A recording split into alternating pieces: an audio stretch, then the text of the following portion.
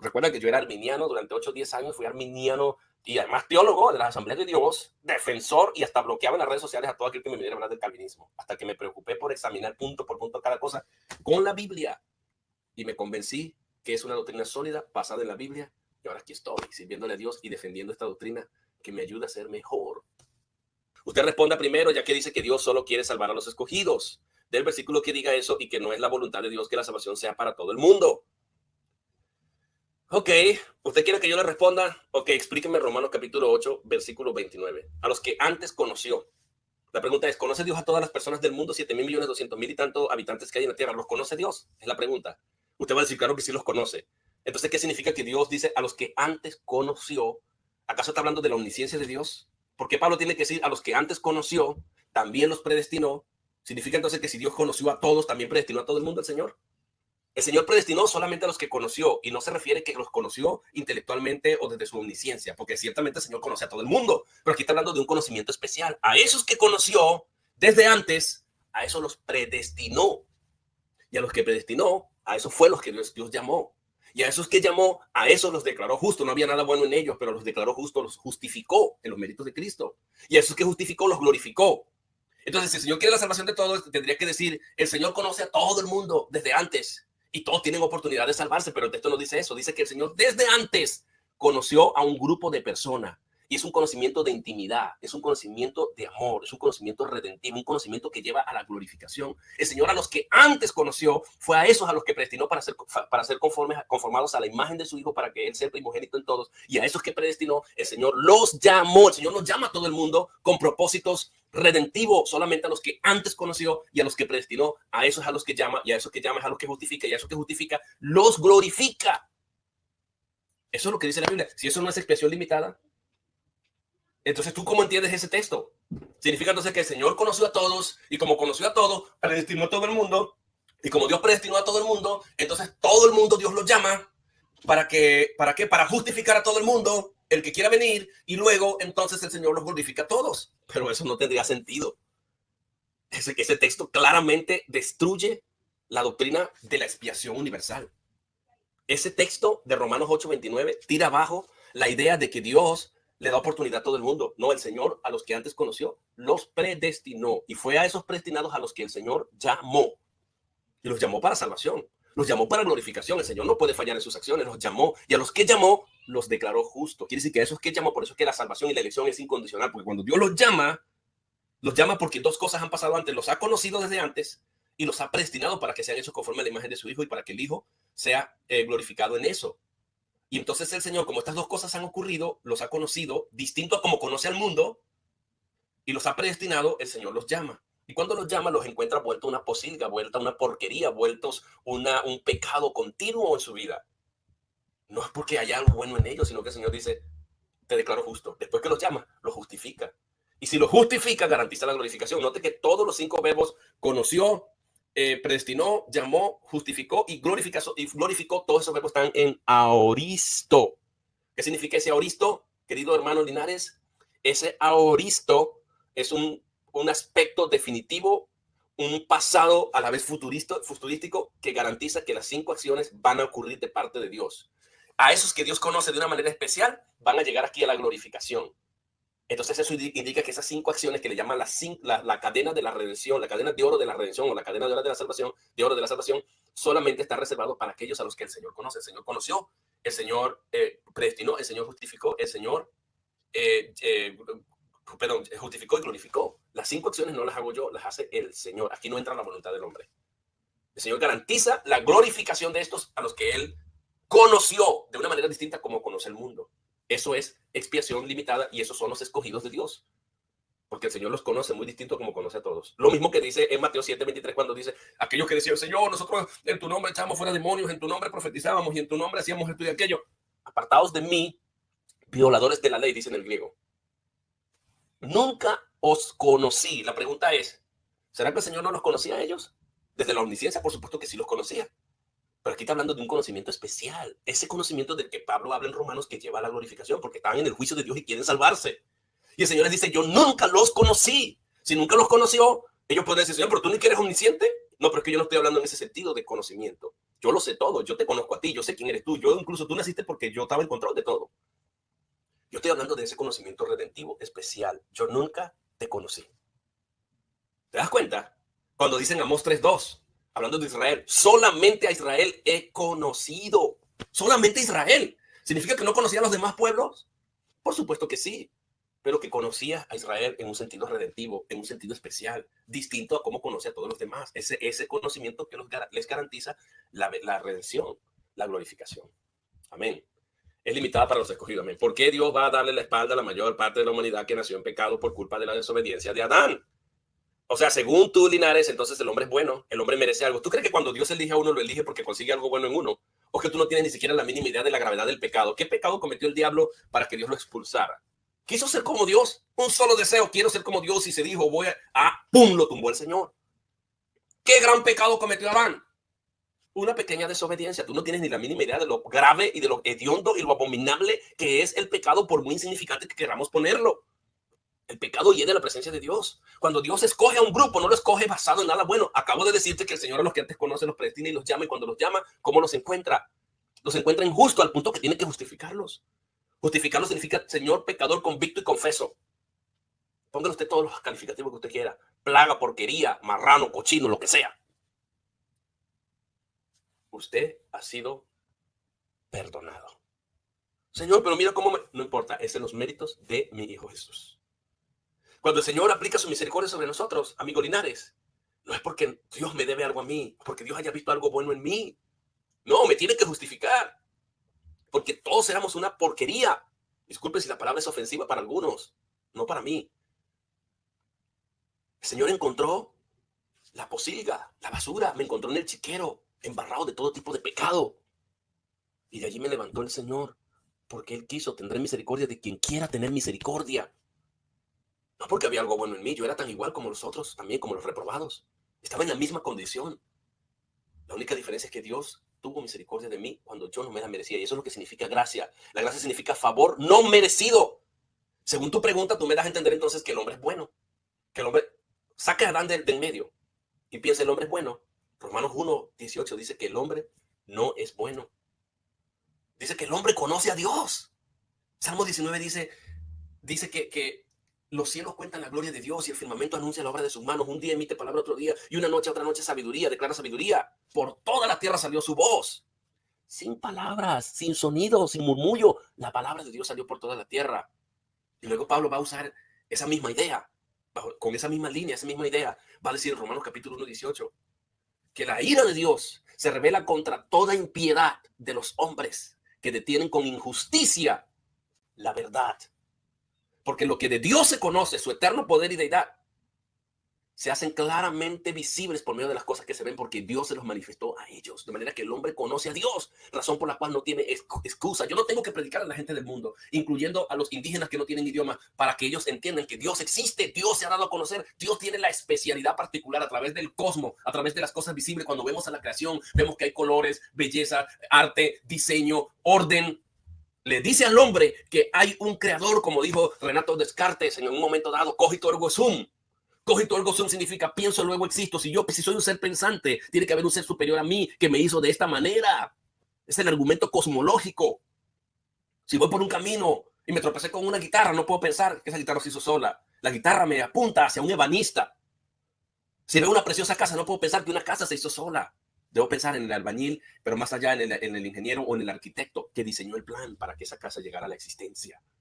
El hombre conoce a Dios, pero el hombre se hace loco porque el hombre es malo por naturaleza y el hombre detiene la verdad de Dios y se hace que no conoce a Dios.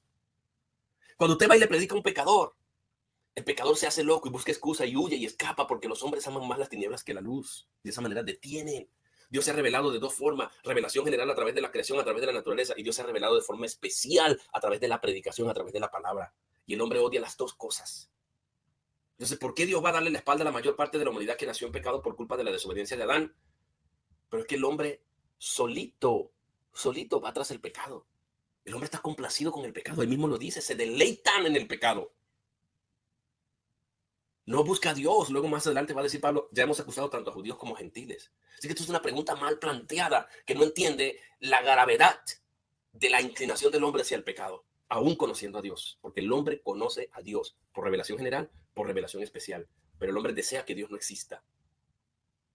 Si no hace un ejercicio, Linares, sale ahora mismo donde hay un tumulto de personas. Es más, algún familiar tuyo que esté en converso, haz un ejercicio, mándale un mensaje de texto de la Biblia y dile, quiero que te arrepientas ahora mismo. A ver cómo va a reaccionar. Huye, porque el hombre no puede venir a Dios. Amén. Bueno, hemos llegado casi al final, dice Linares otra vez, si el hombre no predestinado nació con pecado e incapaz de buscar a Dios y encima carga con el pecado que trae Adán y Dios no le da la oportunidad de salvación, ¿por qué juzgarlo? Pregúntale a Dios. ¿Vas a altercar tú contra Dios? Dios que hace vasos de honra y vasos de deshonra, Romanos capítulo 9. ¿Por qué entonces sin culpa? La misma pregunta que tú estás haciendo. No es justo que le dé la misericordia a una y a otro. Te hago una pregunta. Si tú y yo somos unos criminales y llegamos ante un juez soberano que tiene la libertad de dejarnos libre, condenarnos, y llega el juez y dice, Linares, te dejo libre, te declaro inocente. ¿Y tú, Winston? Yo. Los dos son criminales, han cometido el mismo delito. Tú vas a pagar con pena de muerte por el crimen y el delito que cometiste. ¿Tú crees que yo puedo decirle al juez soberano, ¡Ah, señor, eso no es justo! Si dejaste libre a Linares, me tienes que dejar libre a mí. El juez va a decir, pero tú eres un criminal. Sí, sí, lo soy. ¿Y cometiste el delito y el crimen que estamos imputándote? Sí, sí, sí, por supuesto. Entonces, ¿de qué te quejas? Te estoy tratando con justicia a ti y al otro lo traté con misericordia. Ahora, tú partes de una presuposición equivocada, querido Linares. Te hago esta pregunta. Si el hombre, porque me parece que tú estás negando el pecado original. Me parece que tú estás negando que el hombre está corrompido totalmente. Me parece que tú estás negando que el hombre viene con la culpa de Adán y que no solamente viene con la culpa de Adán, sino que él mismo se descarría, como dice Romanos capítulo 3, versículo del 11 en adelante. No hay justo ni aún uno, no hay quien busque a Dios, no hay quien entienda. Todos se hicieron inútiles, todos se desviaron. No hay bueno, no hay justo ni aún ni siquiera uno. Tú estás contradiciendo a Cristo cuando alguien le dijo, maestro, bueno, ¿por qué me llamas bueno? No porque Cristo no sea bueno, pero porque el concepto que Cristo, bueno, no sabe, a menos que sepas que yo sea el Mesías. Pero el hombre en general es malo. Eso, ¿y por qué me llamas bueno? Bueno es uno solo, Dios. Aún Cristo dándole ánimo a sus discípulos les dijo que mira las aves, que ni comen ni beben, y el Padre Celestial las alimenta. Y dice, si vosotros siendo malos, ¿cómo, Señor, que yo soy malo? Vosotros siendo malos sabéis dar buenas dádivas a vuestros hijos, ¿cuánto más vuestro Padre Celestial? Para Cristo era claro que solamente el Padre era bueno, que nosotros éramos malos, aun cuando seamos aparentemente generosos y dadivosos y tratemos a nuestros hijos con cariño. Somos egoístas, somos malos. Esa verdad no la puedes negar. El mejor ejemplo es este. Si el hombre no estaba totalmente corrompido y si el pecado de Adán verdaderamente no traspasó y llegó hasta todos los hombres y el hombre no carga con la culpa de Adán y no hay ninguna transferencia o imputación del pecado de Adán, la pregunta es ¿por qué Dios le dio la promesa a la simiente de la mujer y no a la simiente del varón? ¿Por qué Dios no permitió que su hijo viniera y se encarnara en vez de encarnarse de la forma como Dios tuvo que hacerlo para preservar a Cristo como un hombre perfecto? ¿Por qué Dios no permitió que su hijo naciera por la procreación de un hombre y una mujer? Porque ahí van a transferirse los genes. Porque si lo hacía así, el hijo iba a ser corrompido. Dios tuvo que quitar los genes del hombre y dejarnos solamente la gracia de Dios y el milagro de Dios engendrando y haciendo que María fuese la única que participara en la producción de la humanidad de Cristo. Porque el hombre estaba corrompido. Ya sea en sentido espiritual o en sentido material, pero Dios no permitió que viniera del pecado federal de Adán. Eso prueba que el hombre verdaderamente está corrompido. Vamos a ver qué me dices aquí. Dios intercede por los creyentes. Eso es así. Y no por el mundo. Ahora, ¿dónde dice que no todo el mundo tiene posibilidad de salvarse? Sino únicamente los escogidos arbitrariamente por Dios. Bueno, aquí tienes también otro problema. Yo te acabo de demostrar que Dios salva y lleva a la glorificación solamente a aquellos que conoce de antemano, a los que predestina, para que sean conforme a la imagen de Jesús. Si eso para ti no son los escogidos de Dios, tú tienes que probarme entonces que Dios conoce a todo el mundo y todo el mundo tiene posibilidad de salvarse. Me gustaría ver aquel versículo que diga que todo el mundo tiene posibilidad de salvarse. Que Dios quiere que todos se salven. Siempre que sacan esos versículos, Juan 3:16, segunda de Pedro 3:9, primera de Timoteo 2:4 al 6, y creo que es primera de Timoteo 4:6 o 4:16, es fuera de contexto. O primera de Juan 2:2, todo fuera de contexto. Pero analízalo contextualmente, por favor, y en su idioma original, y te darás cuenta que Dios no murió por todo el mundo, que Cristo no murió por todo el mundo. Porque aquí no te tienes que preguntar, Linares, ¿por quién Cristo murió? Tienes que preguntarte qué logró Cristo en la cruz. Cristo logró tres cosas en la cruz. La expiación de Cristo, en primer lugar, es sustitucionaria, el justo por los injustos. En segundo lugar, la muerte de Cristo es penal. El castigo de nuestra paz fue sobre él.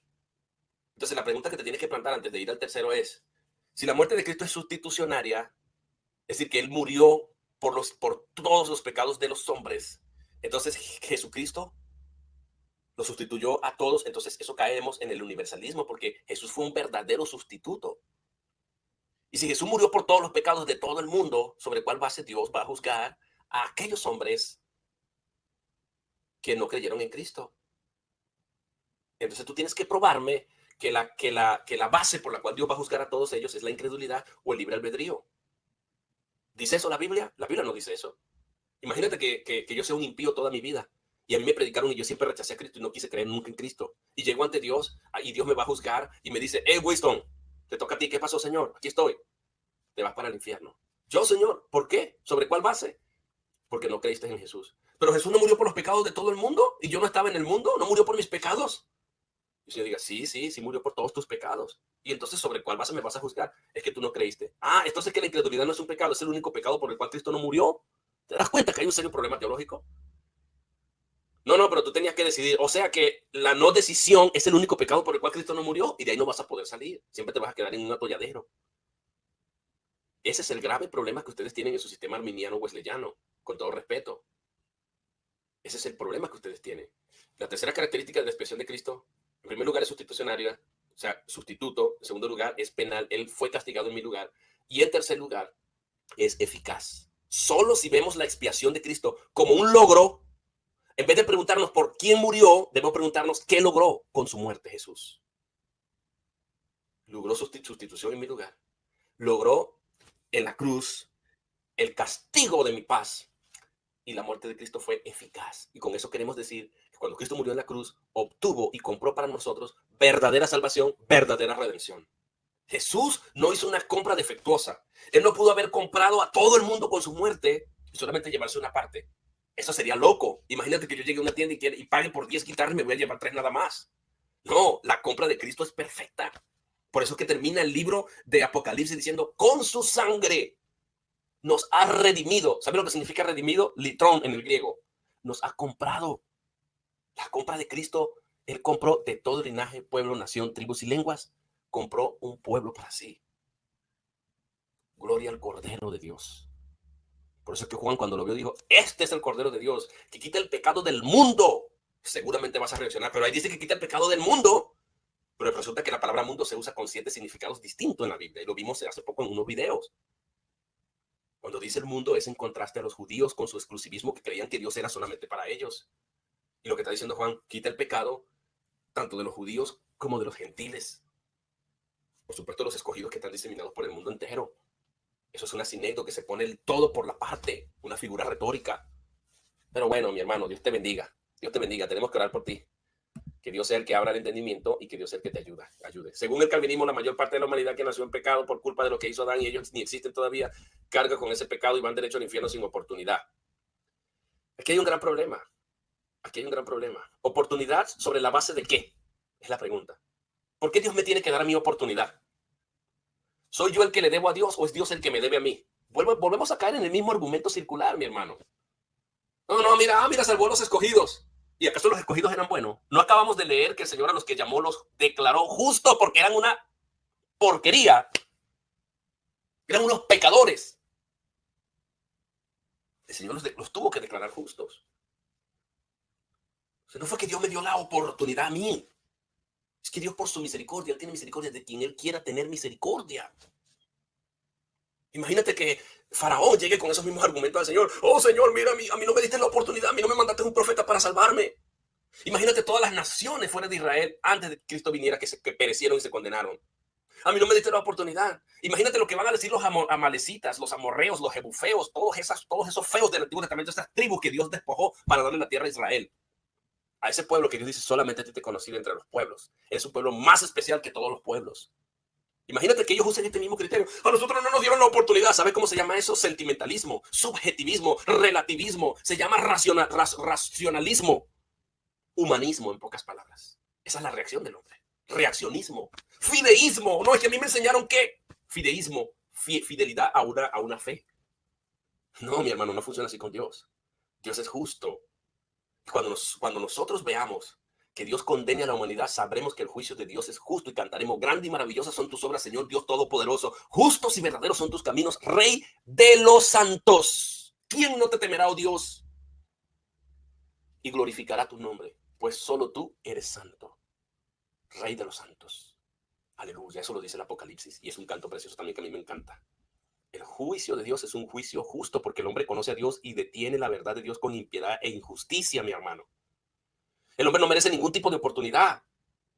Cuando Dios escoge a estos pecadores para estar en su reino, que llamamos nosotros escogidos, lo hace sobre la base de que nosotros no hayamos hecho nada ni bueno ni malo. Lo hace antes de que existiéramos, se lo digo a Jeremías: desde antes que nacieras y que antes de que te formases en el vientre de tu madre, te conocí, te llamé, te santifiqué y te di por profeta a las naciones. Antes, todo Dios lo planeó desde antes. ¿Y qué pasa con aquellos que no fueron Jeremías, que no los escogió de la misma manera? ¿Y qué pasa con aquellos que Dios no le dio la oportunidad de ser apóstoles o profetas a las naciones? ¿Y qué pasa con aquellos que Dios no le dio la oportunidad de ser pastores? También se van a llegar con alegatos allá a Dios. No, si lo que tenemos, como dijo Pablo, lo que somos, somos lo que somos, y tenemos lo que tenemos por la gracia de Dios. Para que el hombre doble su rodilla y caiga humillado y le diga: Señor, toda la gloria, la honra y la alabanza sea para ti por los siglos de los siglos. Amén. ¿Es justo eso? Bueno, hay que preguntarse: ¿quién define la justicia aquí? ¿Yo? ¿Tú, Linares? ¿O Dios, que es ex lex? Ex lex significa que no hay ninguna ley que tú le puedas aplicar para juzgarlo. Tú no puedes sentar a Dios en el banco de los acusados y decirle: tú eres un Dios injusto porque no me diste la oportunidad a mí, o no le diste la oportunidad a aquel, o al otro, o a aquello. Te va a preguntar el Señor: ¿y quién define la justicia aquí? Es como mi hija de 11 y mi niño de 3 años. Hay un pastel, yo lo pico y a mi hija le doy un pastel proporcional a lo que ella se pueda comer. Y al de 3 años le doy uno más pequeño. ¿Y sabe lo que me dice el niño de 3 años? No es justo, that's not fair. ¿Sabe lo que yo le digo? Quien define la justicia aquí soy yo. Porque si yo te doy a ti un pedazo así, tú lo vas a desperdiciar. Así que a ella le doy conforme a lo que ella se pueda comer, y a ti te doy conforme a lo que tú te puedas comer. Y lo mismo es Dios. Dios imparte justicia. Si Dios tiene que darle la oportunidad de salvarse a todo el mundo, Dios se priva de su atributo de justicia. Imagínate por un momento que Dios diga: voy a salvar a todo el mundo. ¿Qué hace Dios con la ira? Los atributos de Dios son inmutables. Y Dios tiene ira, y Dios necesita vasos de ira. Y eso está en toda la Biblia. Siempre hay dos grupos. Dios es justicia y Dios es santidad. Sobre la base de la justicia, sobre la base de la ira, sobre la base de esto, Dios tiene que tener a alguien sobre el cual derramar eso. Pero ¿qué decimos si Dios dice: bueno, voy a juzgar y condenar a todo el mundo? La pregunta es: ¿qué hace Dios con su amor, con su gracia? No me presentes a un Dios mutilado, a un Dios que se mutila de sus atributos con el fin de que el hombre esté feliz. Aquí quien define la justicia es Dios, y Él está fuera de toda ley. Eso es lo que se llama ex lex. Nadie puede venir a aplicar una ley a Dios de injusticia, porque el que define la justicia es Dios. ¿Y sobre qué base Dios me escoge a mí? Sobre la base de su sola gracia. Eso está en Efesios capítulo 1:5, capítulo 1:11, 2:11, 2:8-10. Dios ha dicho, y Romanos 8:29-30. Por lo tanto, dice: ¿quién acusará a los escogidos de Dios? Es claro en la Biblia que hay un grupo que es escogido, que es el mismo grupo a quien Dios conoció, predestinó, llamó, justificó y glorificó. Nadie puede acusar a los escogidos de Dios. Y si dice: ¿quién acusará a los escogidos de Dios? Es porque hay un grupo que quiere acusarlos. ¿No has leído la carta de primera de Juan, cuando Dios le dice a Juan: ¿sabes qué? El mundo no nos conoce. El que no ha nacido de Dios nos aborrece. Solo los nacidos de Dios tenemos ese amor fraternal. Primera de Juan 3, mira cuál amor nos ha dado el Padre, para que seamos llamados hijos de Dios. Por eso el mundo no nos conoce, porque tampoco le conoció a Él. Es claro que Jesús no oró por el mundo. Les va a decir la gente del mundo: Señor, pero si tu oración es tan poderosa, ¿por qué no oraste por nosotros? Dice: no te pido por los del mundo, sino por estos y por los que han de creer, por la palabra de ellos. Imagínate que el mundo use el mismo criterio tuyo. Y llegué: Jesús, si tú sabías que tu oración era poderosa, ¿por qué no le pediste al Padre: Señor, te pido también por los del mundo para que se conviertan, para que le des oportunidad de salvación? Si tu oración era tan poderosa, si tu intercesión es tan poderosa, ¿por qué dice el autor a los hebreos que Cristo ha resucitado? Igual Romanos 8:32 dice que Cristo resucitó y vive para interceder por ellos, por los escogidos, no intercede por los del mundo. ¿Tú crees que la gente del mundo va a llegar al Señor con su sentimentalismo? ¿Cómo va a ser posible que por nosotros no oraste? Tan poderosa que es tu oración, que el Padre siempre te oye a ti. Pudiste haber resuelto el problema orando por nosotros. ¿Y por qué no oraste por nosotros? ¿Y por qué resucitaste y vives para orar por los escogidos y no por los demás? ¿Por qué oraste solamente por los escogidos y por los que habrían de creer y no oraste por los del mundo? ¡Qué injusto eres, Señor! Ya va, ven acá, nene. ¿Quién te hizo a ti? ¿Qué eres tú? Simple barro. ¿Vas a altercar contra mí? ¿Quién define la justicia aquí? ¿Tú o yo? ¿Yo soy yo el alfarero de un simple barro? ¿Qué me vienes tú a decir qué? ¿Qué es lo que he hecho? ¿Qué es lo que pasa? Yo me regocijo dando esta respuesta. Bueno, mis hermanos, lo que no entendamos aquí lo entenderemos en el cielo. Dice, caray, Linares, de verdad hay mucho orgullo en ti, lo digo con respeto, le dice alguien allí. Aquí está, ninguno puede venir a mí si el Padre que me envió no le trajere. Padre, tú si eres injusto, vas a llegar allá. ¿Cómo es posible que yo, sabiendo que yo no podía venir, no me trajiste a mí? Porque Dios lo tiene que traer para que Cristo lo pueda resucitar en el día postrero. Pero tendrías que concluir entonces que el Padre trae a todo el mundo. Gracias, Pedro, por traer ese versículo. Me ayuda mucho y me soporta mucho en esta idea. No. Mucho humanismo. Bueno, voy a cerrar ya, Linares, ya te respondí demasiado. Digo pues, pero tú naces con el pecado adentro y la muerte por culpa de lo que hizo Adán. Bueno, nosotros no decimos tal cosa, eso se llama una caricaturización de nuestra posición calvinista reformada. Nosotros decimos que el hombre trae la culpa de Adán y el hombre está muerto en sus delitos y pecados ¿en cuál sentido? En que sus afectos, eso es lo que nosotros queremos decir por depravación total, sus afectos hacia Dios están corrompidos o afectados por el pecado. Su entendimiento está corrompido por el pecado y su voluntad está corrompida por el pecado, al punto que es un esclavo del pecado. Y un esclavo no puede decidir. Un esclavo no puede libertarse a sí mismo. Si el Hijo del Hombre no lo liberta, no puede ser libre. Y eso es lo que dice Romanos capítulo 3:11. No hay quien busque a Dios, no hay quien entienda. El entendimiento está entenebrecido. Otra parte, Pablo dice que el príncipe de este mundo ha enceguecido el entendimiento del hombre, de modo que no le resplandezca la luz del evangelio. Ahí está. Eso es, lee Efesios capítulo 2. ¿Cómo éramos nosotros antes? La voluntad nuestra estaba sincronizada a la voluntad del príncipe de los aires. Éramos títeres del diablo. Hacíamos lo que él quería. No pierdas tiempo en amar a tu hijo no escogido, ya que se perderá en el infierno y no tus oraciones harán cambiar su destino, ya que yo no lo escogí. Alégrate que te escogí a ti, tu hijo no. Fíjate, esto es simplemente una caricaturización. ¿Sabes una cosa, Linares? El día que yo me muera, si uno de mis hijos no fue elegido, yo le cantaré al Señor, justos y verdaderos son tus caminos, porque yo sé lo que tengo, porque yo sé quiénes son mis hijos, porque yo sé quién es el hombre. Suficiente evidencia hay en la Biblia, desde el Génesis hasta Apocalipsis, que no hay razones para que Dios ni escoja a mis hijos, ni me escoja a mí. Si me escoge a mí, gloria a Dios. Me escogerá para que yo cante justos y verdaderos son tus caminos. Si escoge a mi hijo cantará justos y verdaderos son sus caminos cuando Dios me tenga que condenar a mí, porque el juicio de Dios será un juicio justo y verdadero. O sea, que tú estás llamando al sentimentalismo. Ay, no, Dios de la Biblia es así. No, entonces yo no lo voy a seguir. Si no va a escoger a mi hijo, no, porque yo voy a orar para mi hijo. Si Dios no. No, mi amigo, oramos porque la oración es un medio de gracia. Predicamos porque la predicación es un medio de gracia. Y hacemos ambas cosas, querido hermano o hermana, porque no dice si es hombre o varón, hacemos ambas cosas porque Dios lo ordena. No somos gobernados por los secretos y los decretos de Dios, pero sí somos gobernados por la voluntad revelada de Dios. Y Dios ha revelado que nosotros tenemos que orar y Dios en nuestra obediencia es glorificado y probamos también nuestra fidelidad. No hay ningún problema con eso. Y es el medio especial de Dios, el Dios que preordenó el fin de los elegidos, de salvar, de elegir.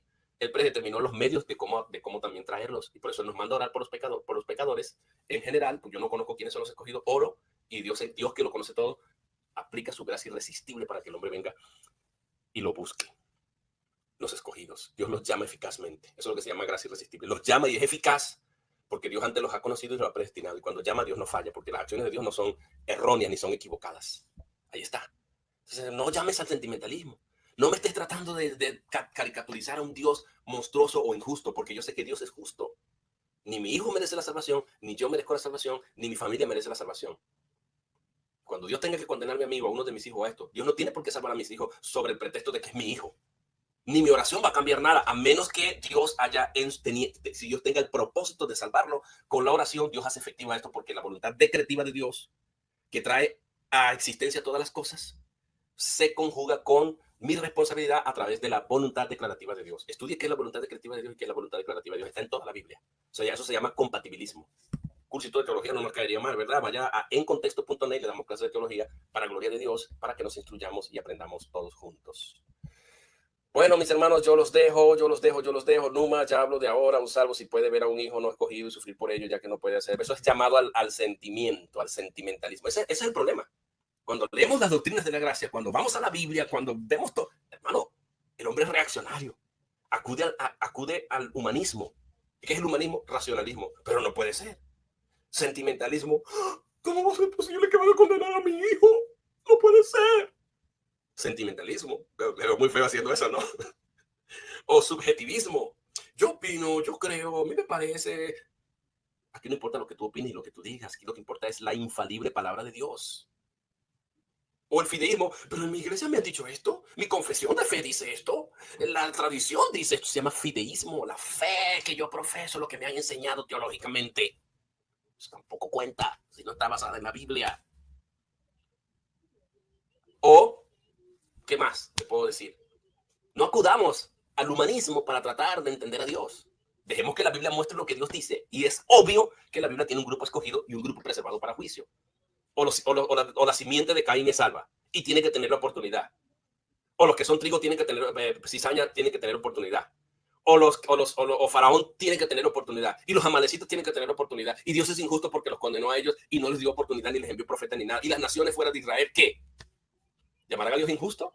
No, cuando sean juzgados nosotros vamos a cantar: grande y maravillosas son tus obras, Señor Dios Todopoderoso, justos y verdaderos son tus caminos, Dios Rey de los santos, Rey de los santos, aleluya, amén, aleluya, amén, gloria a Dios. No canto sino que desencanto para la gloria de Dios.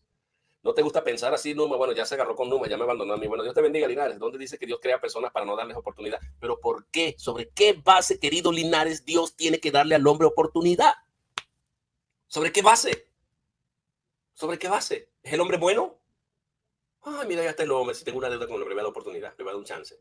No, ni siquiera en el mundo ocurre así. Ve a buscar trabajo, tienes 700 personas, cogen a 10. Vas a acusar de injusto al jefe, al dueño de la fábrica donde fuiste a buscar trabajo porque no te escogió a ti. Ni en el mundo, pues, acusarías de injusto a esos. Y vas a venir a acusar a Dios de injusto porque no te escogió a ti o no escogió a tu primo o a tu hermano o a tu tío o a tu abuelo o a quien sea. Que Dios tiene que darme la oportunidad a mí. Dios me debe a mí. No, mi hermano, no. Olvídese, mi hermano. No. Oye, disculpe si se siente que yo lo estoy maltratando. No es el propósito. Yo simplemente hablo así porque soy muy apasionado. Ok, dice Carlos. Bueno, dime wisdom. ¿Y en base a qué? Sería más bien con base en qué fueron destinados para condenación. Volvemos a caer en lo mismo. El hombre es bueno entonces. El hombre, Dios le debe al hombre. Y como el hombre, cuando Dios le aplica justicia al hombre, Dios le está haciendo injusticia porque Dios no tiene por qué condenar al hombre porque el hombre es bueno y el hombre merece una oportunidad y el hombre merece la gracia de Dios y el hombre merece la salvación y el hombre merece la oportunidad de Dios. Dice, solo porque nacieron con pecado por culpa de Adán. La pregunta es el hombre, ¿peca o no peca? ¿Pecamos los cristianos, querido hermano? ¿No has leído 1 de Juan 1:8? Si decimos que no tenemos pecado, y eso que somos nacidos de nuevo. Fíjate lo que dice Juan. Si decimos que no tenemos pecado, le hacemos a Dios, perdón, nos engañamos a nosotros mismos. Y la verdad no está en nosotros. Y eso que somos los nacidos de Dios. Y Juan dice que no podemos decir que no tenemos pecado. Si los nacidos de Dios, que son nuevas criaturas, tienen pecados y deben decir que tienen pecado para que la verdad de Dios prevalezca y sea sincera y para que no nos engañemos a nosotros mismos, la pregunta es, la gente que no ha nacido de Dios, la gente del mundo, ¿tendrá pecado? Hello, tell me something.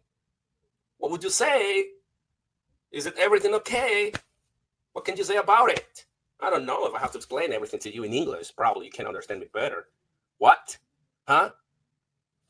Entonces, querido amigo, ¿será que te tengo que explicar en inglés para que puedas entender? It's God's word, and the Holy Spirit can use God's word to help you understand what God wants you to tell, what wants you to understand. Yo sé que si te predico en inglés, el Espíritu Dios puede usar esa palabra para convencerte. Because I think that you don't understand Spanish. Porque pienso que tú como que no entiendes ahora español.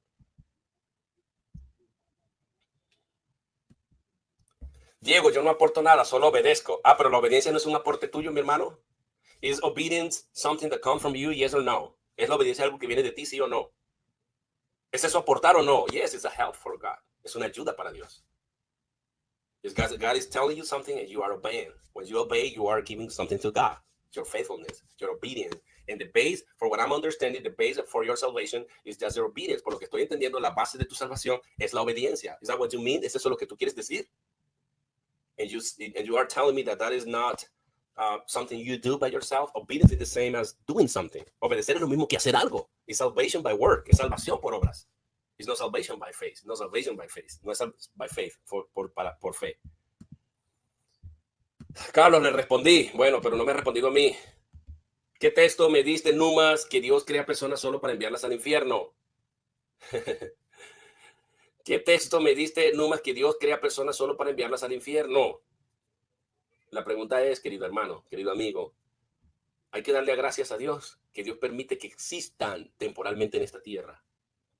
Simplemente. Porque cuando nacen y existen, ellos son gente mala. El hombre es malo. Mira lo que Dios dice del pueblo de Dios. Que ellos son una llaga podrida desde la coronilla de la cabeza hasta los dedos de los pies. Y eso lo dijo de Israel.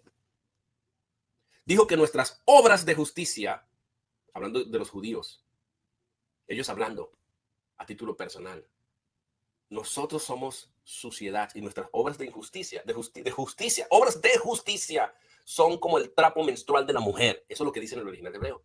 Solo que se usó un eufemismo para esconder el significado porque era malsonante. Pero lo que dice, ellos lo tradujeron trapo de inmundicia. Pues el trapo de inmundicia es el trapo que usaban las mujeres en su periodo menstrual, que tenía que aislarse y alejárselo lejos y esconderlo y salir de allá gritando: somos inmunda, inmunda, inmunda, nadie se les acerca a nosotros, somos inmunda. Y eso lo dijo Israel a título personal, el profeta Isaías hablando. Somos trapo de inmundicia. Como hojas hemos caído y nuestras maldades nos llevaron como viento. Y tú me vienes a decir que es que Dios los creó así. No, Dios los creó. El hombre se corrompió. El hombre carga la culpa de Adán, pero el hombre se corrompe solito, mi hermano. Si algo sabe hacer el hombre es pecar hasta con su solo respiro. Tan grave es el pecado del hombre que dice Cristo que si tu ojo te da ocasión de pecar, sácatelo. Pero ¿quién garantiza que cuando saques un ojo con el otro no vas a adulterar o desear o codiciar? Y arráncate una mano si te da ocasión de pecado. ¿Y quién dice que no vas a robar con la otra? Lo que está diciendo Cristo es: la gravedad del pecado es tal que el hombre tendría que dejar de existir si verdaderamente queremos erradicar el pecado. Porque se quita un ojo y va a tener que quitarse el otro, y después va a quitarse una mano y se va a tener que quitar la otra mano, y finalmente el hombre tendría que dejar de existir porque el pecado es grave. En el contexto de que Cristo dice: oíste que fue dicho no adulterarás. Yo digo, el que mira a una mujer para codiciarla es adúltero en su corazón. Para Dios cuenta hasta la mínima intención y ya nos hace reos del infierno. El pecado es grave, hermano. El pecado es grave. ¿Ah? No, porque la salvación es por fe y se mantiene por fe. Ok, pero ¿quién mantiene la fe? La pregunta. ¿Tú mantienes la fe? El ladrón de la cruz no tuvo tiempo de obedecer y fue salvo. Porque es que la obra es simplemente un efecto de la salvación, mi hermano. Bueno, Linares, te dejo. ¿Cuál es el propósito? Que Dios les dé posibilidad que existan los no predestinados. La glorificación de Dios. Mi hermano, me sorprendo.